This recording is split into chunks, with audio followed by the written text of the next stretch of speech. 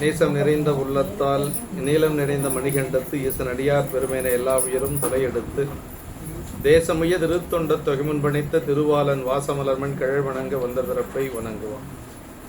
தூக்கு சீர் திருத்தொண்ட தொகை விரி வாக்கினால் சொல்ல வல்லவரான் எங்கள் பாக்கிய பயனாம் பதிக்குன்றைவாள் சேக்கிழாரடி சென்னை இருத்துவான்.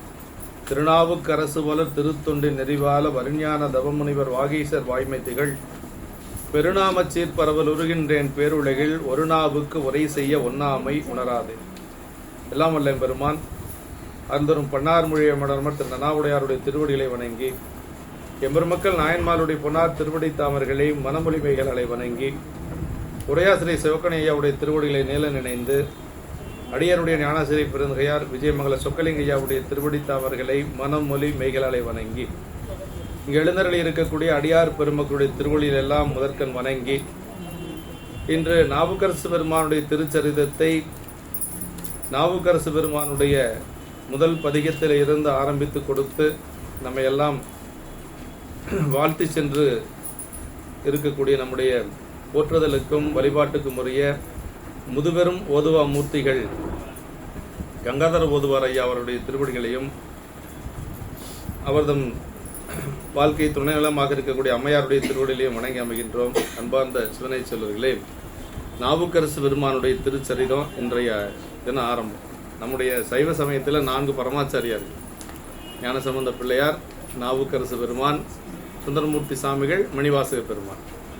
நாவுக்கரசு பெருமானை பற்றி வரக்கூடிய முதல் இடம் எங்கேன்னா பெரிய புராணத்தில் தடுத்தாட்கொண்ட புராணத்தில் தான் வருது. தடுத்தாட்கொண்ட புராணத்திலே நாவுக்கரசு பெருமானை பற்றி முதல் இடமா வந்துடுது. எங்க வருது அப்படின்னா திருவதிகை. நம்முடைய சுந்தரமூர்த்தி சாமிகள் திருவதிகை செல்லுகின்ற பொழுது திருவதிகைக்குள்ள போறதில்லை.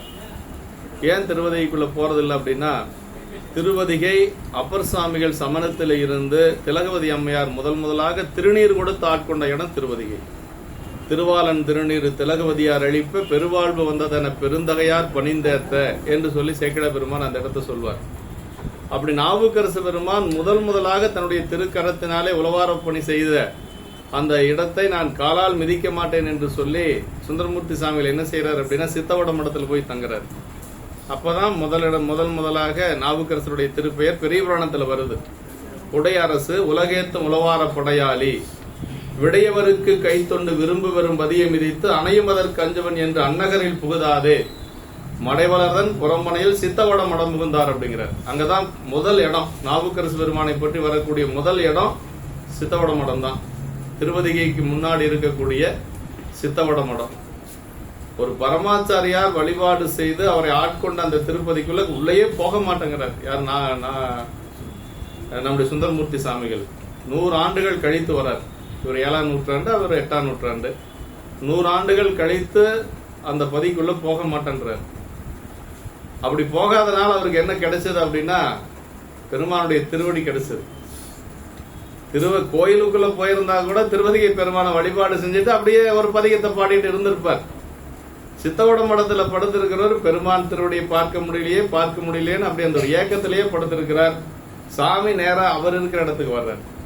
அப்படியே அந்த பரிசனங்களோடு எப்பவுமே நம்பிகள் தனியா போக மாட்டார். அவரோட நிறைய அடியார் பெருமக்கள் போவாங்க.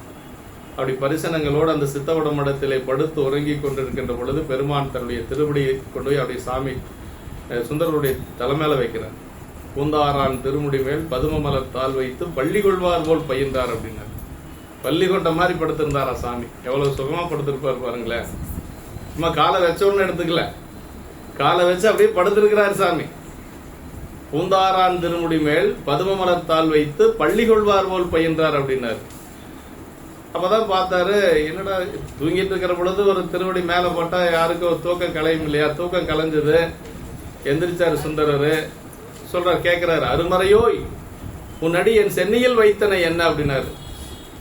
தலைமையில கொண்டு காலை வைக்கிறீங்களே, நீங்க யாரு என்ன அப்படின்னு சொல்லி கேட்கிற பொழுது அதுக்கு சாமி சொல்றாரு, திசையறியா வகை செய்தது என்னுடைய மூப்புக்கான் அப்படின்னு. வயசாகி போச்சுப்பா, அதனால எனக்கு எந்த பக்கம் காலை வச்சு படுக்கிறதுன்னு தெரியல, அதனால கால் மேல தலை மேல பட்டுருச்சு அப்படின்னு சொல்லி மீண்டும் வேறொரு இடத்துல போய் படுக்கிறார். வேறொரு இடத்துல போய் படுக்கின்ற பொழுது மறுபடியும் சாமி கொண்டை தலை மேல திருவடி வைக்கிறார். அப்பதான் சுந்தரர் கொஞ்சம் கோபம் வந்துடுது. வந்தது சாமின்னு தெரியாது இல்லையா, அதனால கோபம் வந்துடுது. கோபம் வந்து அவர் என்ன கேட்கிறாருன்னா, என்னை பலகாலம் விதித்தனே நீ யார் அப்படின்னு சொல்லி கேட்டார். ஒரு தடவையா இருந்தா பரவாயில்ல, எத்தனை தடவை வச்சாருன்னே தெரியல, 2 தடவைன்னு சொல்ல முடியாது. பலகாலம் விதித்தனே நீ யார் அப்படின்னு சொல்லி கேட்கிற பொழுதுதான் அப்பதான் சாமி வந்து என்ன செஞ்சார் அப்படின்னா, கங்கை சடை கறந்த பிரான் அறிந்தலையோ எனக்கு கறந்தான் அப்படின்னார் சேக்கிழ பெருமான். கங்கையை தலையில மறைத்து கொண்டு வந்திருக்கக்கூடிய பெருமான், இன்னுமா சுந்தரா உனக்கு தெரியல அப்படின்னு சொல்லி கேட்கிற பொழுதுதான் வந்தது சிவபெருமான் அவருக்கு தெரியும். அப்பதான் தம்மான எரியாத சாதியார் உளரே என்று சொல்லக்கூடிய திருப்பதிகத்தை பாடுறார். எல்லா ஜாதியும் இந்த உலகத்தில் இருக்கு, பெருமானை தெரியாத அறிய முடியாத ஒரு ஜாதி இருக்குதுன்னா அது நான் தான் என்று சொல்லி பாடிய திருப்பதிகம். அப்படியே பெருமானுடைய திருவடி நினைவிலேயே அங்கு இருக்கிறார். அப்ப நாவுக்கரசு பெருமானுடைய திருவடியை வணங்கினாவே நமக்கு வந்து இறைவனுடைய திருவடி நமக்கு கிடைக்கும். அதுதான் உண்மை. ஏன்னா சுந்தரமூர்த்தி சாமிகளுக்கு கிடைச்சிருக்குது.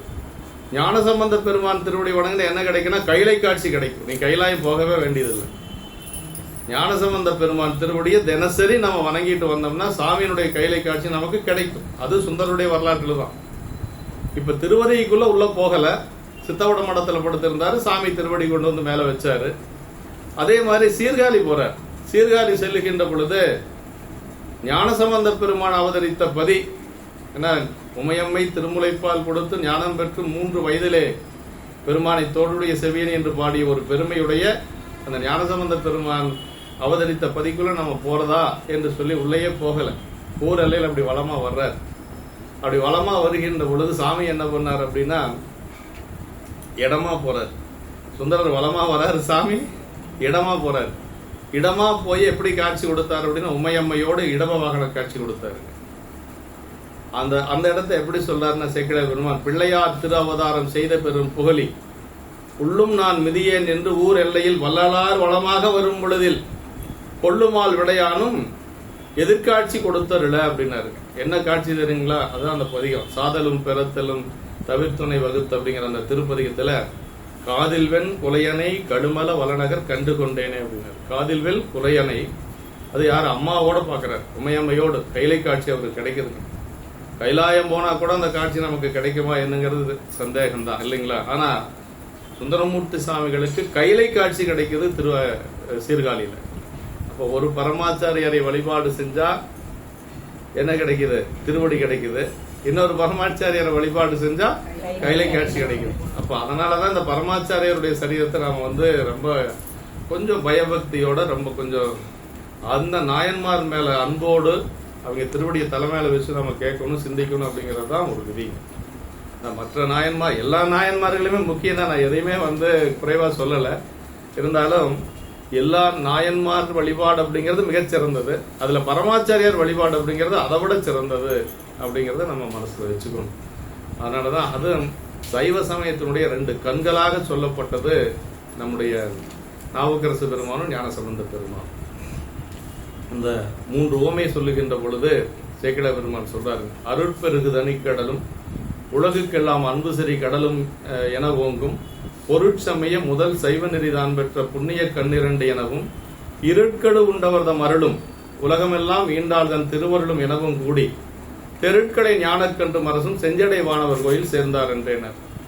அது சேக்கிழார் பெருமா 2 பெருமக்களும் முதல் சந்திப்பு சீர்காழியில 3 முறை சந்திக்கிறாங்க. முதல் சந்திப்பு சீர்காழி, 2வது சந்திப்பு திருப்புகலூர், 3வது சந்திப்பு திருப்பொந்துருத்தி.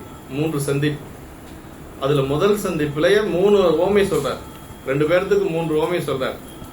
ஞானசம்பந்த பெருமானுக்கு என்ன சொல்றாருன்னா, அருட்பெருகு தனிக்கடல் அப்படின்னார். அருள், இந்த உலகத்தில் இருக்கக்கூடிய அருள் எல்லாம் அப்படி ஒரு கடல் போல வந்தா எப்படி இருக்கும்னா ஞானசம்பந்த பெருமானை போல வருமா. பெருமானுடைய திருவருள் எல்லாம் ஒன்று சேர்ந்து ஒரு கடல் போல வந்தா ஞானசம்பந்த பெருமான் மாதிரி வரும். சரி, நாவுக்கரசு பெருமானுக்கு ஓமை சொல்றாரு பாருங்க. உலகத்தில் இருக்கிற அன்பெல்லாம் ஒரு கடல் போல அப்படி திரண்டு வந்தா நாவுக்கரசு பெருமானுடைய அன்பு போல இருக்குமா. அதான் உலகுக்கெல்லாம் அன்பு சரி கடலும் என ஓங்கும்னாரு. முதல் ஓமை அருட்கடல், அன்பு கடல்னு சொல்லியாச்சு. 2வது ஓமை சொல்லணும். 2வது ஓமை சொல்ல எப்பவுமே ஒரு ஓமை சொன்னா 2வது சொல்றது அதை விட உயர்வா இருக்கணும், 3வது சொல்றது அதை விட உயர்வா இருக்கணும். அதுதான் ஒரு புலவனுக்கு அழகு. சேக்கிழார் பெருமானுக்கு சொல்லவா வேணும்? தெய்வ சேக்கிழார் இல்லையா, பெருமானே உள்ள இருந்து தானே சொல்றாரு. கூத்த பெருமானுடைய வாக்கு தானே அதெல்லாம். அவரா பேச உள்ள இருந்து கூத்த பெருமான் உள்ளின்று உணர்த்த அவர் பாடுறாரு. ரெண்டாவது உவமை சொல்லுகின்ற பொழுது என்ன சொன்னார்னா, சைவ சமயத்துக்கு ஒரு உருவம் செஞ்சோம்னு வச்சுக்கோங்களேன். அந்த உருவத்துக்கு கை, காலு, மூக்கு, கண்ணு, மூக்கு அதெல்லாம் வச்சு பார்க்குற பொழுது ஒரு உருவத்தில் ரொம்ப முக்கியமானது கண்ணு இல்லைங்களா? அந்த 2 கண்ணு மாதிரி அப்படின்ட்டு பொருட்சமய முதல் சைவ நெறி தான் பெற்ற புண்ணிய கண் 2 அப்படின்னாரு. 2 கண்ணு சைவ சமயத்தினுடைய 2 கண்ணு. அதுக்கு மேல உவமை சொல்ல முடியும். சைவ சமயத்துக்கு 2 கண் யாருன்னா, ஒரு கண்ணு ஞானசம்பந்த பெருமான், இன்னொரு கண்ணு நாவுக்கரசு பெருமான். ரெண்டாவது உவமை சொல்லியாச்சு. சரி, மூன்றாவது உவமை இதை விட உயர்வா சொல்லணும். சைவ சமயத்தையே சொல்லியாச்சு, இதுக்கு மேல என்ன சொல்றது? அதனால மூன்றாவது உவமை எப்படி சொன்னார்னா, இருட்கடு உண்டவர் தான் அருளும். யாரு? ஞானசம்பந்த பெருமான். அழகால விடத்தை எல்லாம் உண்டு இந்த உலகத்தை காப்பாத்தினார் பாரு சிவபெருமான். அவருடைய திருவருள் மாதிரி ஞானசம்பந்த பெருமான் இருக்கிறாராம். சரி, நாவுக்கரசு பெருமானுக்கு என்ன சொல்றது? உலகமெல்லாம் மீண்டால்தான் திருவருளும் எனவும் கூடினார். இந்த உலகத்தை எல்லாம் யாரு படைச்சா? உமையம்மை. மாயையிலிருந்து, அசுத்த மாயையிலிருந்து இந்த உலகத்தை படைச்சு, உலகத்துல தனுகரண போன போகங்களை எல்லாம் படைத்து நம்மெல்லாம் அனுபவிக்கக்கூடிய போகங்களை எல்லாம் கொடுத்தது யாருன்னா உமையம்மை இல்லைங்களா? அந்த உமையம்மையினுடைய திருவருளை போல நாவுக்கரசு பெருமான் இருக்கிறார் அப்படின்னு சொல்றாங்க. அப்ப சாமியினுடைய திருவருளாக ஞானசம்பந்த பெருமான், உமையம்மையினுடைய திருவருளாக நாவுக்கரசு பெருமான். இதுக்கு மேல உவமை சொல்ல முடியாது. அதனால அந்த 3 உவமையோட முடிச்சுக்கிறார். அப்படி அவ்வளவு பெருமை பெற்றவர் நம்முடைய நாவுக்கரசு பெருமான், ஞானசம்பந்த பெருமான் 2 பேருமே. நாவுக்கரசு பெருமான் கிட்ட என்னன்னா, நமக்கு அந்த சரீரத்துல என்ன தெரிஞ்சுக்கணும்னா, ஒருத்தர் வணங்குறதுக்கு முன்னாடி நம்ம வணங்கிடணும் அப்படிங்கறதுல உறுதியாக நின்றவர் நாவுக்கரசு பெருமான். மற்றவர்கள் வணங்காமுன் அடிவணங்கும் நாவுக்கரசு பெருமான். அப்போது நாயனார் புராணத்துல வருதுங்க. யாரு வணங்கினாலும் வணங்காத குழந்தையா இருந்தாலும் சரி, இவர் தான் முதல்ல வணங்குவார். ஞானசம்பந்த பெருமானுக்கு இருந்தா ஒரு 5 வயசு 6 வயசு தான் இருக்கும். இவர் போய் வணங்குகின்ற பொழுது அப்படியே சீர்காழி, இந்த சிதம்பரத்திலிருந்து சீர்காழி வரைக்கும் கையை குவித்து கொண்டே போற. அதுதான் பெரிய வேலை. 80 வயசு நாவுக்கரசு பெருமான் 5-6 வயசு குழந்தைய வணங்குறதுக்கு எப்படி போறார் அப்படின்னா, அதுக்கு பிரமாணம் இருக்கு. தொழுது கரத்தோடு நீரு துதைந்த கோலம் கண்டவர்கள் மனம் கசிந்து கருணைபுரம் பொழிந்து காட்ட தென்திரைவாய் கல்மிதப்பில் உகந்தேறும் திருநாவுக்கரசர் தாமும் வன் தமிழால் எழுதுமறை மொழிந்த பிறான் திருப்புகளை மருங்கு சேர்ந்தார் அப்படிங்கிறார் சேக்கிழார் பெருமான். தொழுது கரத்தோடு நீரு துதைந்த கோலம் அப்படிங்கிறார். அப்படி கைய கூப்புனவர் தான். அவருக்கு எப்ப தெரியும் அப்படின்னா, ஞானசம்பந்த பெருமானை பத்தி சிதம்பரத்துல உளவாரப்பணி செய்து கொண்டிருக்கிற பொழுதுதான் தெரியும். அப்பதான் அடியார்கள் எல்லாம் சொல்றாங்க. அடியார்கள் சொல்லித்தான் அவருக்கு தெரியுது. அதுக்கு முன்னாடி ஞானசம்பந்த பெருமான்னா யாருன்னு தெரியாது. அடியார்கள் என்ன சொன்னாங்க அப்படின்னா, இந்த மாதிரி சீர்காழியில ஒரு 3 வயது குழந்தை உமையம்மனுடைய திருமுலைப்பால் உண்டு பல பதிகங்கள் பாடி பல அற்புதங்கள் எல்லாம் செய்து கொண்டு வருகிறது அப்படின்னு சொல்லி அவர்கிட்ட சொல்றாங்க. கடையுகத்தில் ஆளியின் மேல் மிதந்த திரு கழுமலத்தில் விடையுகைத்தார் திருவருளால் வெப்பரையன் பாவை அடையமுலை சிவம்பெருக அடையநிறை சிவம்பெருக வளர்ஞானம் குலைத்தொட்டு அமுது செய்த உடையமறை பிள்ளையார் திருவார்த்தை அடியார்கள் உரைப்ப கேட்டார் அப்படின்னார். அடியார்கள் சொல்லதுனாலதான் அவருக்கு தெரியுது, இல்லைன்னா தெரியாது. அப்படி கேட்ட உடனே கேட்டலுமே அதிசயமாம் காதல் கூற அப்படின்னார். வாணி அவர் மலர்கலர்கள் வணங்குவதற்கு மனத்திலிருந்து விருப்பு வாய்ப்புனார். அதாவது இப்படி எல்லாம் நம்ம ஒரு குழந்தை இப்படி அதிசயம் எல்லாம் செய்யணும், நம்ம என்ன செய்வோம்? சரி அப்படின்னா அந்த குழந்தை போய் ஒரு நாளைக்கு பார்த்துட்டு வரலாம், எல்லாருமா போய் திருக்கூட்டத்தோட போய் அந்த குழந்தையை பார்த்துட்டு வரலாம் நம்ம நினைப்போம். அதானே நம்மளுடைய அறிவு. அப்படி அந்த அளவுக்கு தான் வேலை செய்யும். ஆனா நாவுக்கரசு பெருமான் 80 வயது நாவுக்கரசு பெருமான் என்ன நினைச்சார் அப்படின்னா, வாழியவர் மலர்கடல்கள் வணங்குவதற்கு மனத்திலிருந்து விருப்பு வாய்ப்பு. அதாங்க ரொம்ப முக்கியம். என்ன நினைப்போம்? பார்த்துட்டு வரலாம் நினைப்போம். 5 வயசு 6 வயசு குழந்தை தானே பார்த்துட்டு வரலாம். ஆனா அவர் திருவடியை வணங்கிட்டு வரணும்னு நினைச்சார். யாரு? நாவுக்கரசு பெருமான்.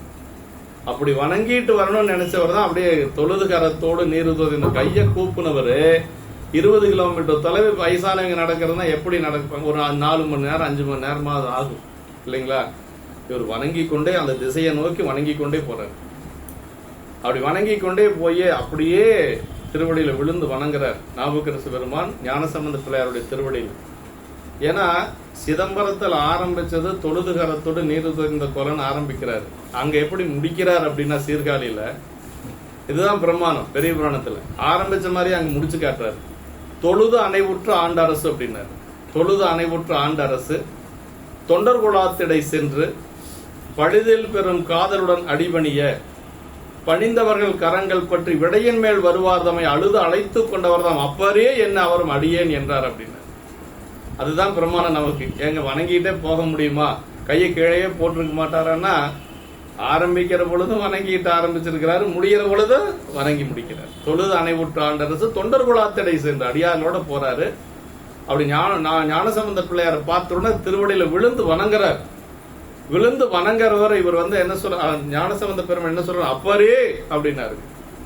அப்படி அப்பரேன்னு சொல்லி அவர் கையை பிடிச்சு அப்படியே அவர் எடுக்கிறார் மேல. இவர் மகனேன்னு சொல்லியிருக்கலாம், ஒன்னும் தடையே கிடையாது. அவரு அப்பரேன்னு சொல்லியாச்சு, இல்ல அப்பரேன்னு இவருக்கு. ஆனா மகனேன்னு எல்லாம் சொல்ல அடியேன் அப்படின்னாரு. அப்படின்னா அது 5 வயசு 6 வயசு குழந்தையா இருந்தாலும் ஞானத்துல ரொம்ப முதிர்ந்தது இல்லைங்களா? அதனால ஞானசம்பந்த பெருமானை குருநாதராகவே கொண்டவர் அப்பர் சாமி. அது ரொம்ப முக்கியங்க. நிறைய நுட்பமா பார்த்தா தான் அந்த இடமெல்லாம் தெரியும், இல்லைன்னா தெரியாது. நம்மை ஆளுடையவர் அப்படின்னே சொல்றார் ஒரு இடத்துல, திருப்பந்துருத்தில சொல்றார்.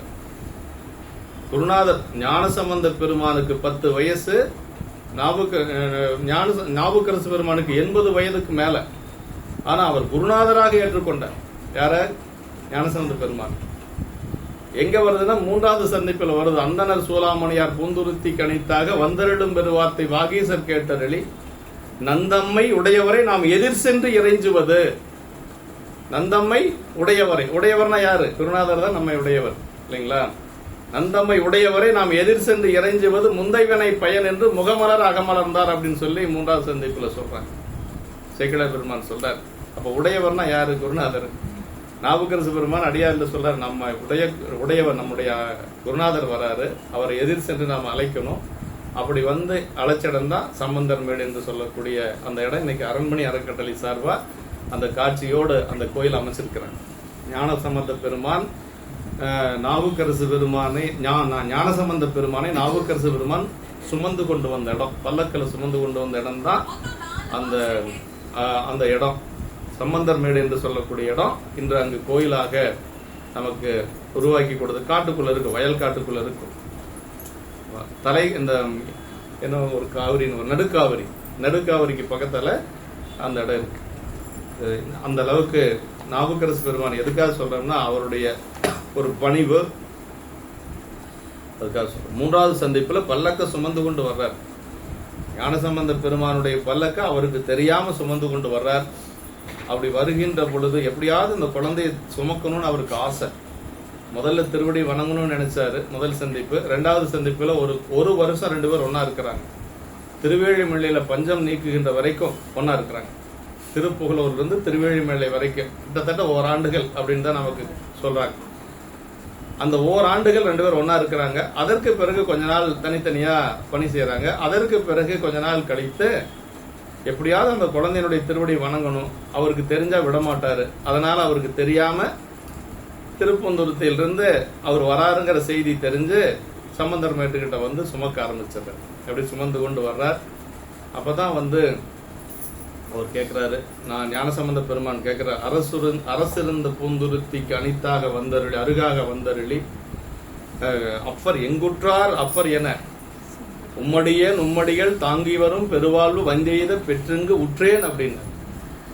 அரசிருந்த பூந்துருத்திக்கு அருகாக வந்தருளி அப்படின்னு. எங்குற்றார் அப்பர்னு யாரு? ஞானசம்பந்த பெருமான் கேட்டாரு. அப்பதான் சொல்றாரு, உம்மடியேன் உம்மடிகள் தாங்கி வரும் பெருவாழ்வு வந்தெய்த பெற்றுங்கு உற்றேன் என்று சொல்லி பல்லக்கிலிருந்து வெளியில வருவார். அப்பதான் ஞானசம்பந்த பெருமான் என்ன காரியம் செய்தீர் என்று சொல்லி பல்லக்கிலிருந்து வேகமா எட்டி குதிக்கிறார். கீழே இறங்கல. ஆமா, இழிந்துன்னு சொல்லுவார் சேக்கிழார் பெருமான். அப்படின்னா எட்டி குதிக்கிறார். நீங்களா சுமந்து கொண்டு வந்தது அப்படின்னு சொல்லி அவர் ஞானசம்பந்த பெருமான் அப்படியே அவரை கட்டி பிடிச்சுக்கிறாரு. 2 பேரும் அளவற்ற அன்பு கொண்டு ஒருவரை சந்தித்தார்கள். அடியார் பெருமக்கள் எல்லாம் அரகர அரகர அரகரன்னு சொல்லி எல்லாரும் சிவமோக்கம் விட்டார்கள் என்று சொல்லி அந்த இடத்த சொல்லுவாரு. ஞானசம்பந்த பெருமானுக்கு நாவுக்கரசருக்கு அந்த உறவு எப்படி இருந்ததுன்னா கொஞ்ச நாள் அப்படி அதிகமாயிட்டே போச்சு. ஒரு உறவுனா எப்படி இருக்கணும்னா கொஞ்ச நாளைக்கு அப்படி அதிகமாயிட்டே போகணும். அது மாதிரி நாவுக்கரசு பெருமான் அவ்வளவு உறவுல இருந்தாலும் அவர் அப்பருங்கிற ஸ்தானத்துல வச்சிருந்தார். யாரு? ஞானசம்பந்த பெருமான். ஆனா இவர் அப்பா மாதிரி நடந்துக்கல. ஒரு அடியாரா அவர் குருநாதராக, இவர் சீடராகத்தான் அப்பர் சாமிகள் எப்பொழுதும் நடந்து கொண்டார். ஒரே ஒரு இடத்துல மட்டும் அந்த அப்பாங்கிறத பயன்படுத்துறார். எங்க பயன்படுத்துறார் அப்படின்னா திருமறைக்காட்டுல பயன்படுத்துறார். திருமறைக்காட்டுல கதவம் திறக்கிறது அப்பர் சாமிகள் பாடி திறக்குது, கதவம் அடைக்கிறது அவர் ஞானசம்பந்த பெருமான் பாடி. இந்த நிகழ்வெல்லாம் நடந்து கொண்டு இருக்கிற பொழுது மதுரையம்பதியிலிருந்து ஒரு ஓலை வரும். ஒற்றர்கள் வராங்க, மங்கையர்க்கரசியார் அனுப்புறாங்க. மங்கையர்க்கரசியாருடைய ஆட்கள் அவங்கள அழைக்கிறதுக்கு வர்றாங்க ஞானசம்பந்த பெருமான.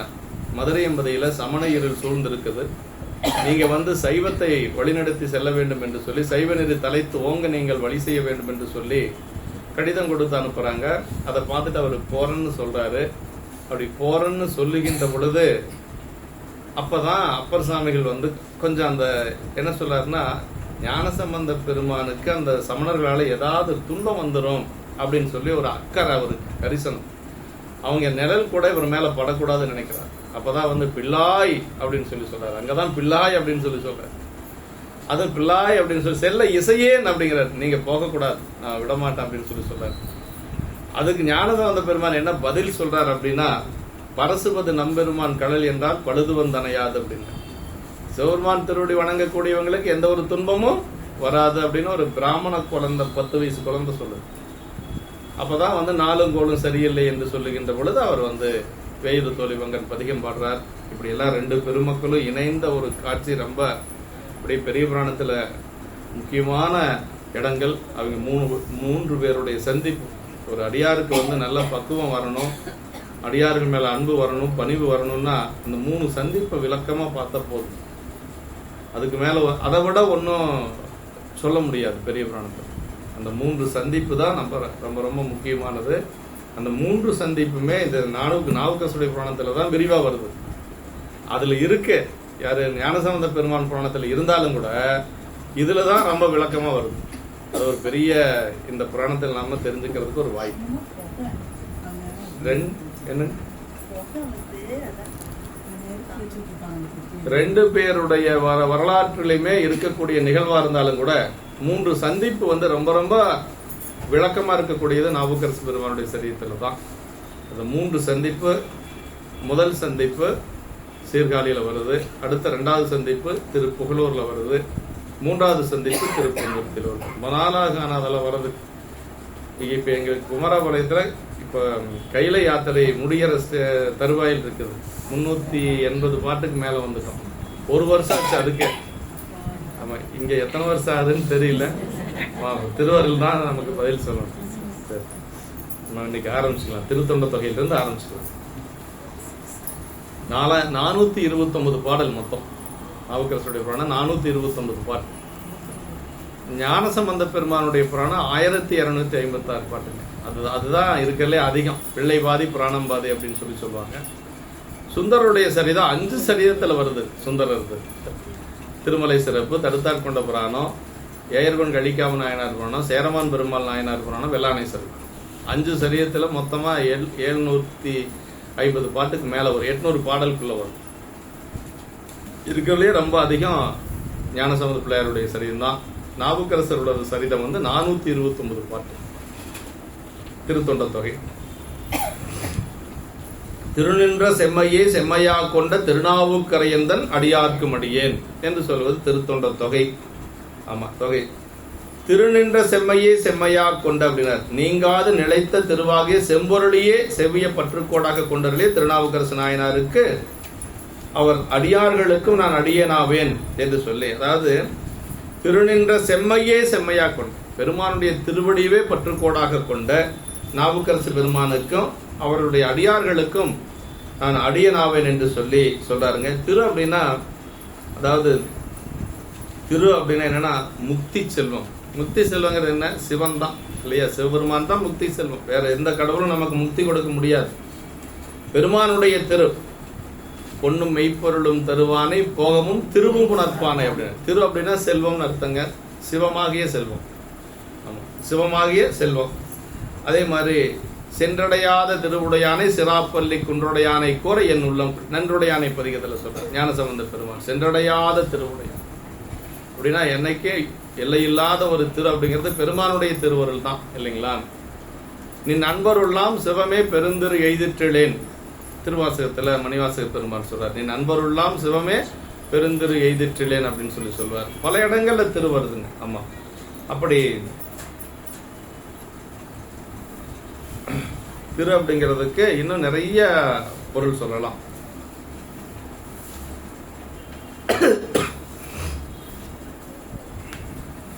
செம்மை அப்படிங்கிறது செம்பொருள், பெருமான் தான் செம்பொருளுங்க இல்லைங்களா. செம்பொருள் அப்படிங்கிறது செம்பொருள் துணிவே சீருடை கலலே செல்வமே சிவபெருமானே, எம்பொருட்டு உன்னை சிக்கன பிடித்தேன் எங்களெழுந்தருளே, செம்பொருள் துணிவே சீருடை கலலேன்னு சொல்லி நமக்கு திருவாசகம். செம்பொருள்ங்கிறது சிவபெருமான் தான் செம்பொருள். செம்மை நித்தமாய் தூயதாய் விகாரமின்றி ஒரே பெற்றியாயுள்ள இறைவன் தன்மை என்று சொல்லி செம்மையா கொண்ட என்பது சிறந்த பற்றுக்கோடாக பிடித்து கொண்ட என்ற பொருளில் வந்தது.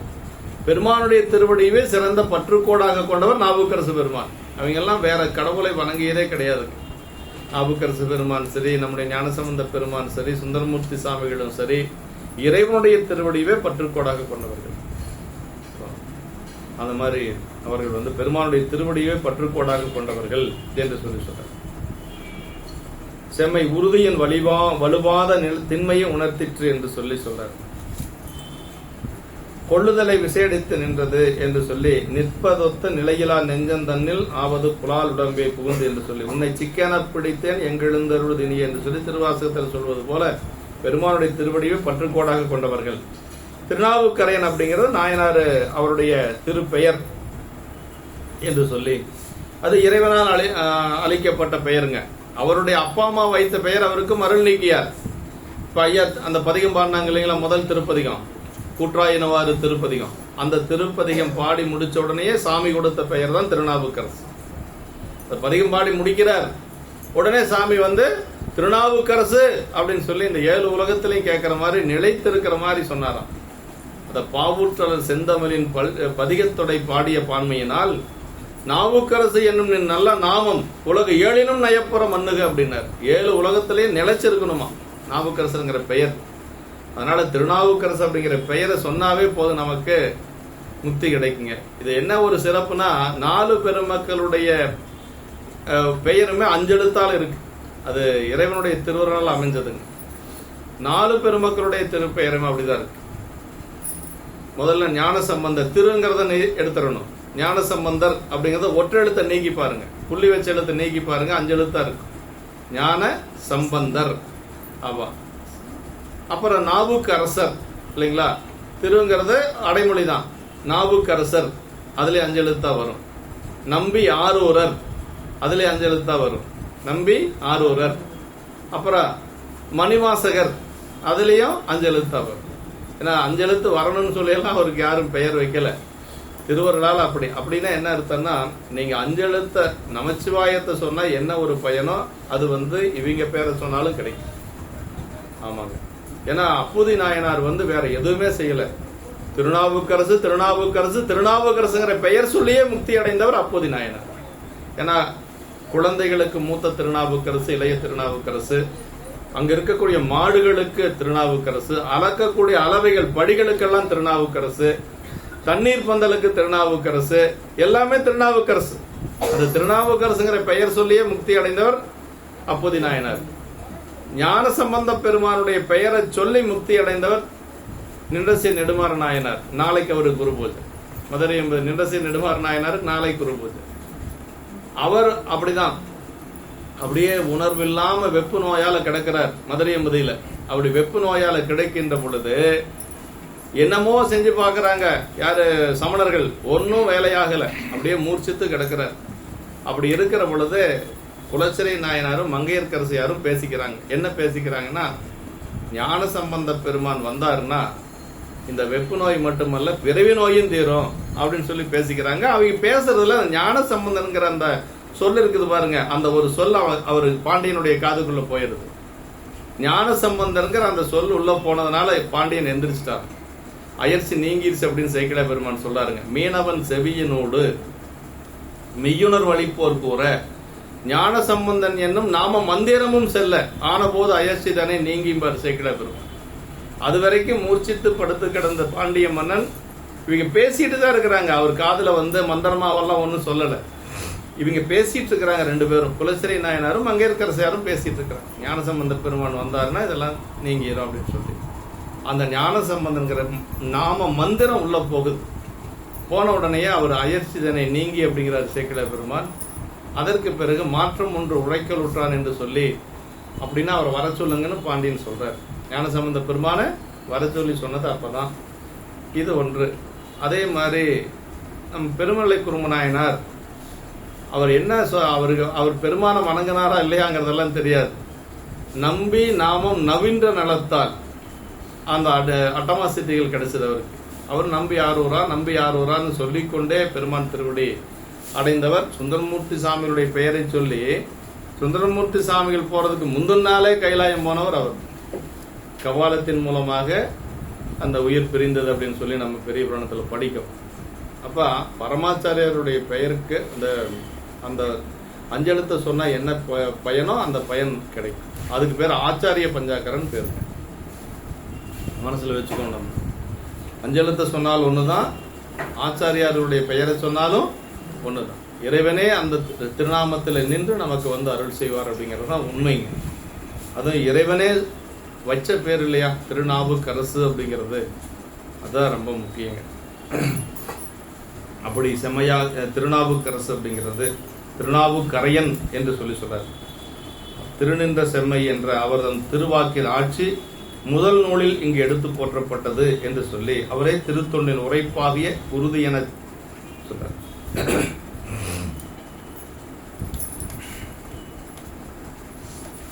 இப்படி திருநின்ற செம்மை என்ற அவரது திருவாக்கின் ஆட்சி முதல் நூல் என்று சொல்லி சொல்றார்.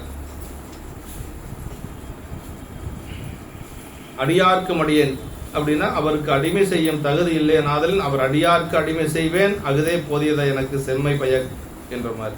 அதாவது அவருக்கு நான் நேரடியா அடிமை செய்யறதுக்கு எனக்கு முடியாது, அவருடைய அடியார்களுக்கு நான் அடிமை செஞ்சாவே போதும் அப்படின்னு சொல்லி சுந்தரர் இந்த இடத்துல அடியார்க்கும் திருநின்ற செம்மையை செம்மையாக கொண்ட திருநாவுக்கரையந்தன் அடியார்க்கும் அடியேன் அப்படின்னு சொல்லி சொல்றார்.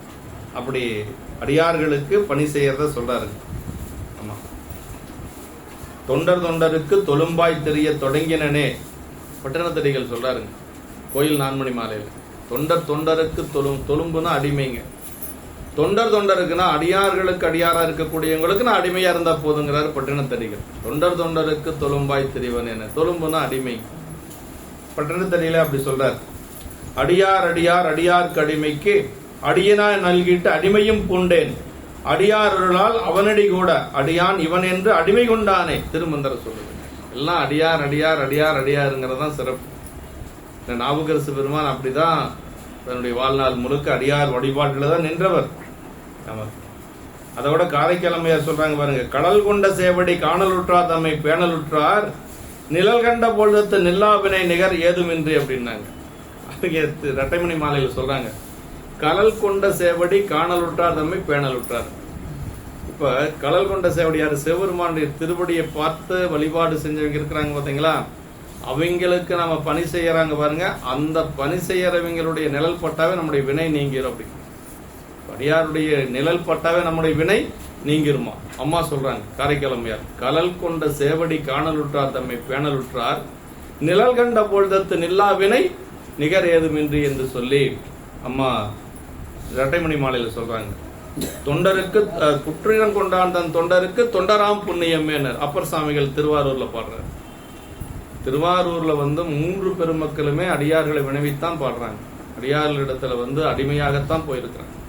சுந்தரமூர்த்தி சாமிகள் பெருமான் சொல்லித்தான் திருவாரூர் போறார். சிவபெருமான் அவர் சிதம்பரத்தில் இருக்கின்ற பொழுது சாமி அசரீரியா சொல்றார், பண்ணை ஆரூரில் வருக நம்பால் அப்படின்னார். திருவாரூருக்கு வாப்பான்னு இப்படியே போயிடாது. அவருக்கு எங்க போறதுங்கிற திட்டமெல்லாம் ஒன்றும் கிடையாது. அப்படியே வழிபாடு செஞ்சுட்டு வர்றாரு. சிதம்பரத்துக்கு அடுத்து எந்த கோயிலுக்கு போறதுன்னு அவருக்கு தெரியாது. ஏதோ ஒரு கோயிலுக்கு போவார் இல்லையா.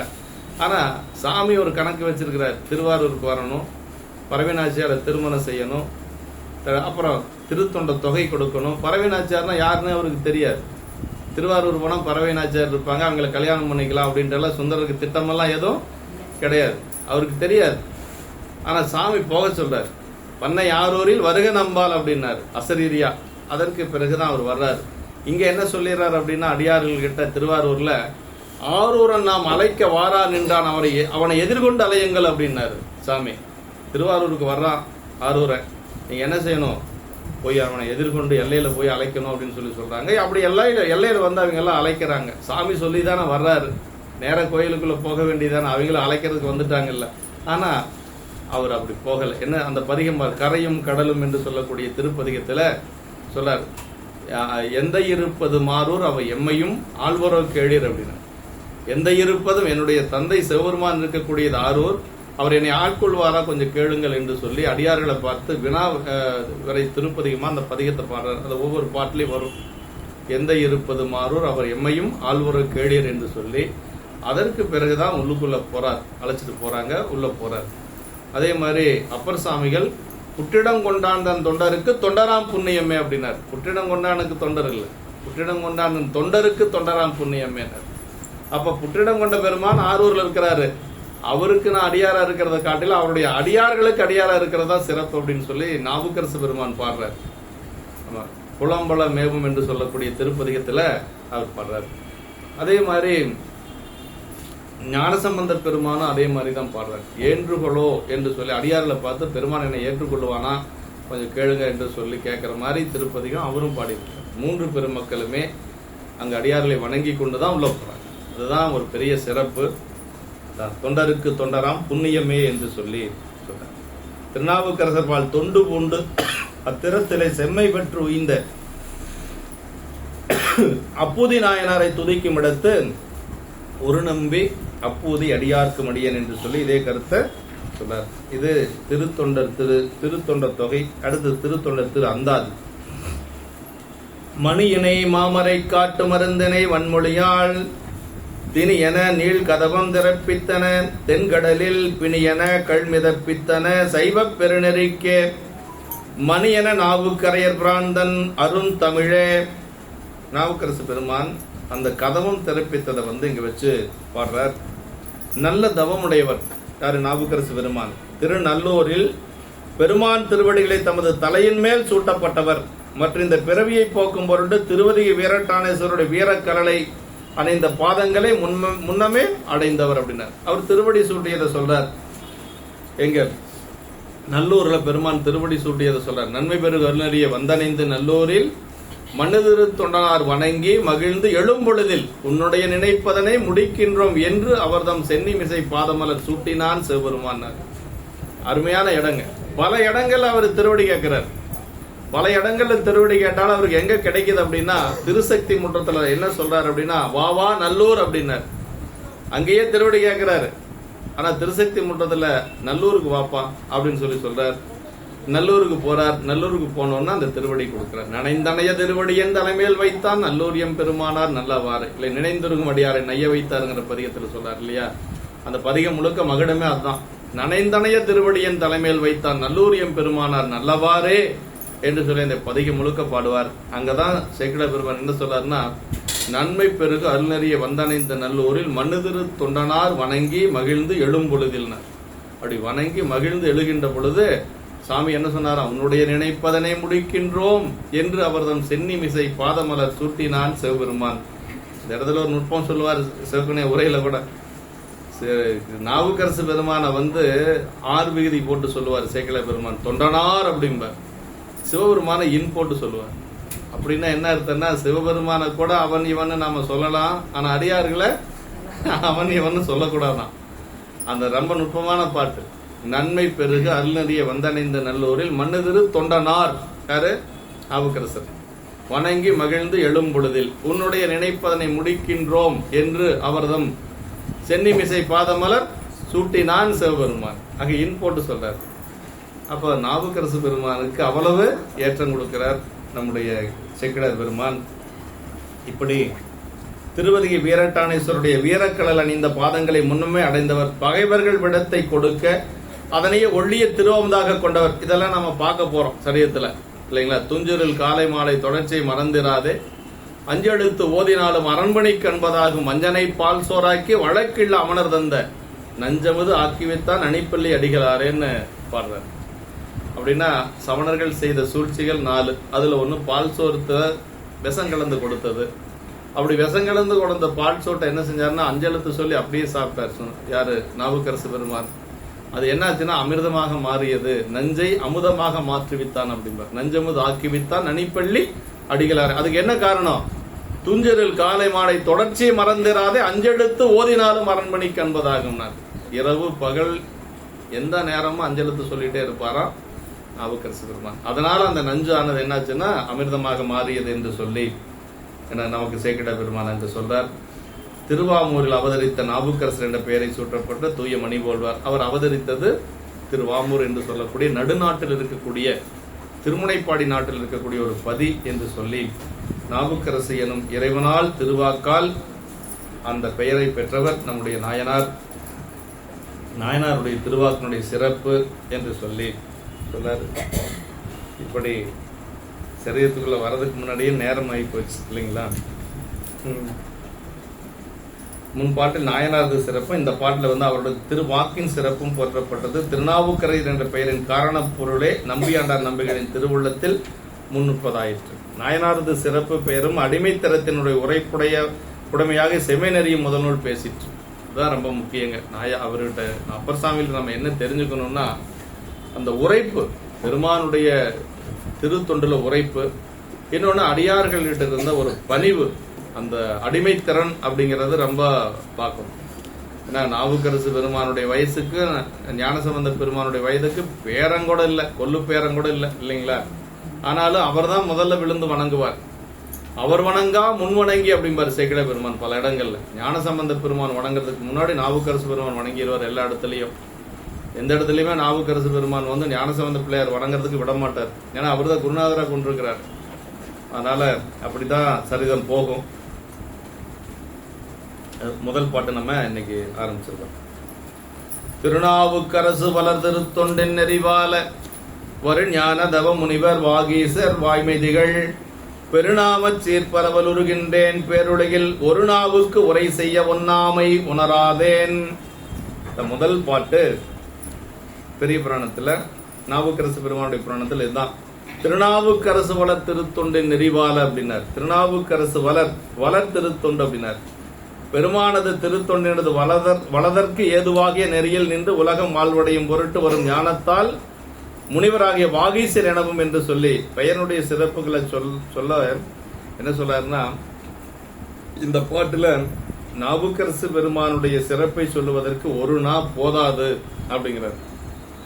அப்புறம் இன்னொரு பொருள் சிவக்கணிய உரையில சொல்லுவார். என்ன சொல்றாருன்னா, ஒரு நாவினாலும் சொல்லிவிட முடியாது. ஒரு நா போதாதுன்னா சரி 2-3 பேர் சேர்ந்து சொன்னா சொல்லி முடிச்சிடலாமான்னா முடியவே முடியாது. ஒரு நாவினாலும் சொல்லிவிட முடியாது. அதான் திருநாவுக்கரசு வளர் திருத்தொண்டின் நெறிவால வருஞான தவமுனிவர் வாகீசர் வாய்மதிகள் பெருநாமச் சீர்பரவல் உருகின்றேன் பேருலகில் ஒரு நாவுக்கு உரை செய்ய ஒண்ணாமை உணராதேன் அப்படின்னா, நாவுக்கரசு பெருமானுடைய பெருமைகளை சொல்லுவதற்கு ஒரு நா போதாது அப்படிங்கிறாரு. அப்புறம் இன்னொரு பொருள் என்னன்னா, ஒரு நாவினாலும் சொல்லிவிட முடியாது அப்படின்னா நாவுக்கரசு பெருமானுடைய பெருமையை யாராலும் முழுமையா சொல்ல முடியாது அப்படின்ட்டார். அதுதான் நமக்கு நம்முடைய பெரிய புராணத்துல பாயிரத்திலேயே சேக்கிழ பெருமான் சொல்றாருங்க. அடியாருடைய பெருமைகளை நம்ம சொல்ல முடியுமா அப்படின்னா சொல்லவே முடியாது, அளவிட்டு சொல்லவே முடியாதுங்க. அளவில்லாத பெருமையராகி அளவில்லா அடியார் புகழ் கூறுகேன், அளவு கூட உரைப்பரிதாயினும் அளவில் ஆசை துறப்பு அறைகுவேன் அப்படின்னாருங்க. நாயன்மாருடைய பெருமைகள் இருக்குது பாருங்க, அது அளவில்லாத பெருமையர் அப்படின்னாரு. அளவில்லாத பெருமையராகி அளவில்லா அடியார் புகழ் கூறுகேன், அளவு கூட உரைப்பரிதாயினும் அப்படின்னாரு. அதை ஒரு அளவுபடுத்தி சொல்ல முடியாது. அந்த பெருமைக்கு அதுக்கு எல்லையே இல்ல. ஆனா எப்படி நான் சொல்றேன் அப்படின்னா, சொல்லணுங்கிற ஒரு ஆசை என்னை துரத்துகிறது, அதனால நான் சொல்றேன் அப்படின்னாரு. அதுக்கு அடுத்த பாட்டுல சொல்றாரு பாருங்க, அவையடக்கத்துல என்ன சொல்றாருன்னா, அடியாருடைய பெருமை என்று சொல்லுவது எப்படின்னா ஒரு பார்க்கடலை போல அப்படின்னாரு. நான் சொல்லக்கூடிய என்னுடைய நிலை என்ன அப்படின்னா, அந்த பார்க்கடலை பார்த்து ஒரு நாய் நினைச்சுதான் ஊற்று காண்கிற வரைக்கும் நக்கி குடிக்கணும்னு நினைச்சுதான். முடியுமா? அது மாதிரிதான் என்னுடைய நிலை அப்படின்னு சொல்றாரு. தெரிவரும் பெருமை திருத்தொண்டர்தம் பொறுவரும் சீர் முற்ற புகழலுற்றேன் பெருகு தன்கடல் ஊற்றுன் பெருநசை ஒரு சுனங்கனை ஒக்கும் தகமையேன் அப்படின்னாரு. சுனங்கன்னா நாய்ங்க, இதை விட கீழே சொல்ல முடியாது. அடியார் பெருமை அப்படிங்கிறது ஒரு பெரிய பார்க்கடலை போல சொல்ல புகுகின்ற என்னுடைய நிலை எப்படி இருக்குது அப்படின்னா, அதையெல்லாம் நக்கியே குடிக்கணும்னு ஊற்று காண்கிற வரைக்கும் நக்கி குடிக்கணும் ஒரு நாய் நினைச்சா முடியுமா அப்படின்னா முடியவே முடியாது. அது மாதிரி என்னுடைய நிலை என்று சொல்லி சேக்கிழார் பெருமான் சொல்றாருன்னா, அப்ப அடியாருடைய பெருமை எந்த அளவுக்கு அப்படிங்கறத நம்ம நினைச்சு பார்க்கணும். அதனாலதான் இந்த பாட்டுல சொல்றாருங்க, பெருநாம சீர்பரவல் ஒருகின்றேன் பேருலகில் ஒரு நாவுக்கு உரை செய்ய ஒண்ணாமை உணராதேன் அப்படின்ட்டு. நாவுக்கரசு பெருமானுடைய பெருமைகளை சொல்லுவது அப்படிங்கிறது ஒரு நா போதாது. இன்னொரு பொருள் என்னன்னா, ஒரு நாவினாலும் சொல்லிவிட முடியாது அப்படின்னா யாராலையும் சொல்ல முடியாது அப்படின்ட்டாரு. 429 பாடல் சொல்லியிருக்கிற சேக்கிழார் பெருமானே என்ன சொல்லிட்டாரு, என்னால மட்டுமல்ல வேற யாராலையும் சொல்ல முடியாது அப்படின்ட்டாரு. கண்ணப்பனானுடைய சரியத்தை அப்படிதான் சொல்லுவார். தம்பெருமான் சாத்தும் திருநீட்டு சார்புடை எம்பெருமான் ஏனாதிநாதர் கடல் எறிஞ்சி உம்பொருவிரான் காலத்தி உத்தமருக்கு கண்ணப்போ நம்பெருமான் கண்ணப்பர் செய்தபடி நாம் தெரிந்தவாறு உரைப்பாம் அப்படின்னார். 181 பாட்டுல சொல்லியிருக்கார். அதுல என்ன சொல்றாரு அப்படின்னா, கண்ணப்பருக்கும் காலத்திநாதருக்கு இருந்த அன்பு இருக்குது பாருங்க, அது வேற யாருக்கும் தெரியாது, அவங்க 2 பேர்த்துக்கு மட்டும்தான் தெரியும். ஏதோ எனக்கு கொஞ்சம் தெரிஞ்ச அளவுக்கு நான் சொல்லிக்கிறேன், முழுசும் அல்ல என்னால சொல்ல முடியாது அப்படின்ட்டு சேக்கிழார் பெருமானா அப்படி சொல்றாரு. நம்ம சொல்ல முடியுமா? அவருக்கு அது தின்னனார்னு பெயர் வைக்கிறாங்க பாருங்க. குழந்தையா இருக்கிற பொழுது பிறந்த உடனே அவ அப்பா வேணா பெரிய ஞான உதயத்தோட எல்லாம் பேர் வைக்கல, குழந்தை கனமா இருந்தது, தின்னு இருந்ததுனால தின்னனார்னு வச்சாங்க. அதுக்கு சேப்பனைய உரை சொல்றாரு, அன்பின் திண்மை அப்படின்னாருங்க. தின்னனார்னு பேர் வச்சதுக்கு என்ன காரணம்னா, காலத்திநாதர் மீது வைத்த அன்பின் திண்மை அப்படின்னாருங்க. அதுதான் தின்னனார் அப்படிங்கிறது. தின்னனார் தான் அவருடைய பெயரு. கண்ணப்பர் அப்படிங்கிறது சிவபெருமான் வச்ச பேர். எப்படி நாவுக்கரசு பெருமானுக்கு திருநாவுக்கரசன் வச்சாரு, அது மாதிரி நில்லு கண்ணப்ப நில்லு கண்ணப்ப அப்படின்னு சொல்லி சிவபெருமான் வச்ச பேர் தான் தின்னனார் அப்படிங்கிறது. இலக்குறை ரொம்ப நேரம் ஆகும், அதனால இதோட நிறுத்திக்கலாம். அடுத்த வாரம் நம்ம இந்த அடுத்த வகுப்புல முதல்ல இருந்து மீண்டும் பார்க்கலாம். சரிங்களா? இந்த அளவுக்கு நாவுக்கரசு பெருமானுடைய பெருமைகளை எல்லாம் நம்ம சொல்லி முடியாது. இருந்தாலும் சிவக்கணியாவுடைய உரை நமக்கு இருக்குது. அவருடைய திருவடியை பற்றி, சிவக்கணியாவுடைய திருவடியிலே நம்ம அன்பு கொண்டு அவருடைய திருவடியை வணங்கி ஏதோ முடிஞ்ச வரைக்கும் நம்ம பார்க்கலாம். ரொம்ப ஒரு அருமையான சரிதம், ஒரு பரமாச்சாரியருடைய சரிதம். நாவுக்கரசு பெருமான் சரிதத்தை படிச்சோம்னா பக்தி மட்டுமல்ல, அடியார்கள் மேல அன்பு வரும், அந்த பணிவு அப்படிங்கிறது கண்டிப்பா வரும். அதனால வாய்ப்பு இருக்கிற அளவுக்கு முடிஞ்ச வரைக்கும் வரும். என்றும் இன்பம் பெருகும் இயல்பினால் ஒன்று காதலி துள்ளமும் மூங்கிட மன்றுளார் அடியார் அவர் வான்புகழ் நின்றதெங்கும் நிலவி உலகலாம். வான்முகில் வளாது பெய்க ஓட்டுரை அரசு செய்க குறைவிலாது உயிர்கள் வாழ்க நான்மறை அறங்கள் ஓங்க நச்சமும் வெள்ளி மழ்க மேன்மைகொள் சைவ நீதி விளங்குக உலகமெல்லாம். மேன்மைகொள் சைவ நீதி விளங்குக உலகமெல்லாம். மேன்மைகொள் சைவ நீதி விளங்குக உலகமெல்லாம். நம்ம பார்வதி பதையே. தென்னாடுடைய சிவனே போற்றி, ஏகம்பத்துரை எந்தாய் போற்றி, காவாய் கனகத்திரளே போற்றி, வெற்றிவேல் முருகனுக்கு. வேற ஏதாவது நிகழ்ச்சி செய்தி உண்டுங்களா?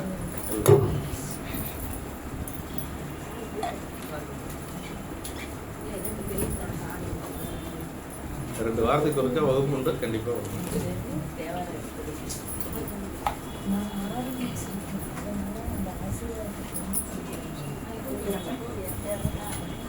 பொதுவா செய்திகள் நிறைய சொல்லணுங்கிறதுனால முதல் வகுப்புல